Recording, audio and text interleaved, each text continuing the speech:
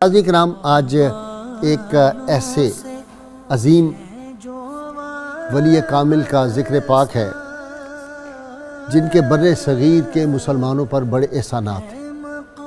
آج اس ہستی کا یوم وصال ہے جن کی عظمت کے لیے یہی کافی ہے کہ ان کے شیخ خواجہ غریب نواز نائب رسول فی الہند حضرت خواجہ معین الدین چشتی اجمیری تھے، اور جن کے مرید بابا فرید الدین گنج شکر اور حمید الدین ناگوری جیسے ہوں، ان کی عظمت کے لیے یہی کافی ہے۔ یہ وہ ہستی تھی جن کے قدموں کی مٹی کو صرف عام مسلمان اور اولیاء کرام ہی نہیں، وقت کے بادشاہ بھی جن کے قدم کی مٹی کو بوسے دیتے تھے۔ یہ وہ ہستی تھی بچپن میں جناب خضر علیہ السلام نے جن کی عظمت کی گواہیاں دیں اور بشارتیں دیں کہ مستقبل میں یہ بہت بڑے ولی کامل ہوں گے اور مخلوق خدا ان سے فیض یاب ہوگی۔ ناظرین، ہم ان کے بے شمار کرامات، بے شمار واقعات ہیں۔ سید عالمین صلی اللہ علیہ وسلم بادشاہ وقت سلطان شمس الدین التمش، جن کو التمش بھی کہتے ہیں، ان کی خواب میں آئے، نظر کرم فرمائی، اور آپ صلی اللہ علیہ وسلم اس وقت اپنے گھوڑے پہ سوار تھے، اور آپ سید عالمین صلی اللہ علیہ وسلم نے ایک جگہ وہاں پہ آپ نے قیام فرمایا، اور وہاں پہ آپ نے سلطان کو فرمایا تم مخلوق خدا کی جو خدمت کرنا چاہتے ہو تو یہاں پہ ایک حوض بناؤ تالاب پانی کا، جس سے پیاسے پانی پیا کریں۔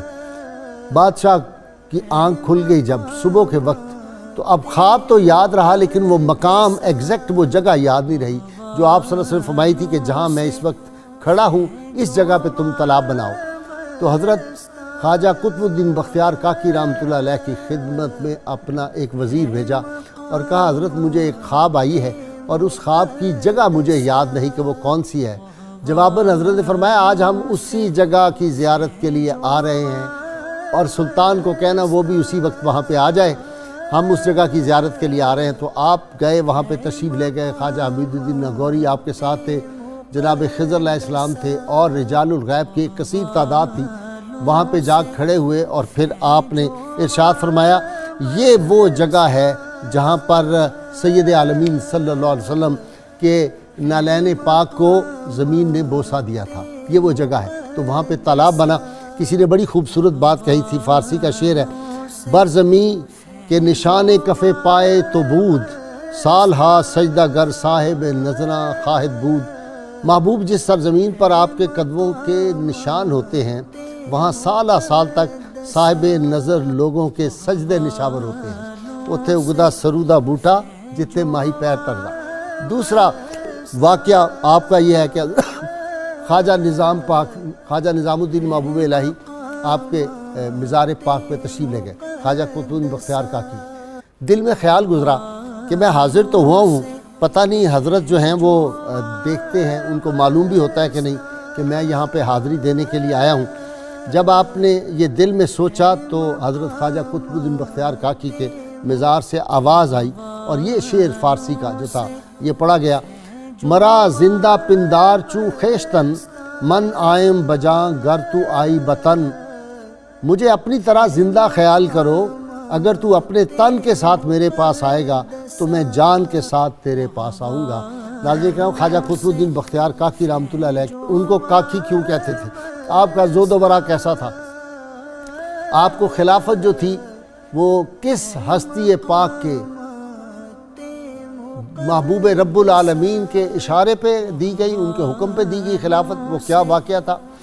اور آپ ہر روز کتنے نوافل پڑھتے تھے؟ زہد و تقویٰ میں آپ کا کیا؟ انبیاء کا زہد جس طرح ہے وہ اس طرح ان کا زہد ہوا کرتا تھا۔ اور پھر شاہان وقت جو تھے اور اس دور کے ساری بڑی بڑی ہستیاں جو تھیں وہ ان کے ساتھ ہوتی تھی۔ جس دن انہوں نے حضرت کی بیعت کی تھی،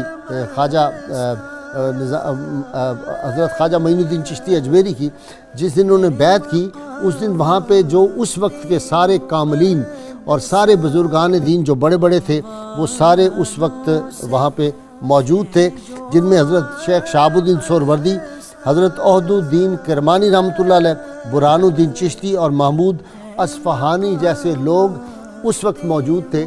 جب خواجہ غریب نواز نے ان کو بیعت کیا تھا، اور بیعت بھی کہاں کیا تھا؟ ماوراء النہر کا وہ جو علاقہ تھا وہاں پہ بیعت کیا تھا۔ اور آج میں اپنے ناظرین کے لیے ماوراء النہر کا لفظ کہاں سے نکلا، اس کی بھی ایک بہت دلچسپ حضرت خواجہ قطب الدین بختیار کاکی رحمۃ اللہ علیہ کی اگر زندگی کا مطالعہ کریں تو تصوف کا ایک بڑا مشہور قاعدہ ہے کہ اولیاء کی ایک تقسیم کر دی جاتی ہے شروع سے ہی، تاکہ ان کے تمام حالات کو سمجھنے میں سہولت رہے۔ ٹھیک۔ قرآن مجید کا ارشاد ہے واللہ یجتبی من یشاء ویہدی الیہ من ینیب۔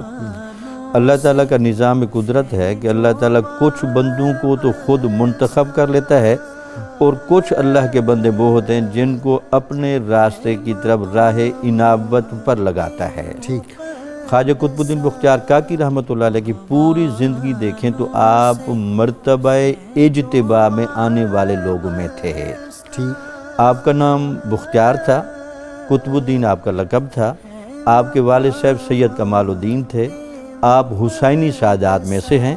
ٹھیک۔ ماوراء النہر کے علاقہ فرغانہ میں اوس کا علاقہ آتا ہے، تو وہاں سے آپ کو اوشی بھی کہا جاتا ہے، اور کاکی آپ کا بعد میں لقب ہوا۔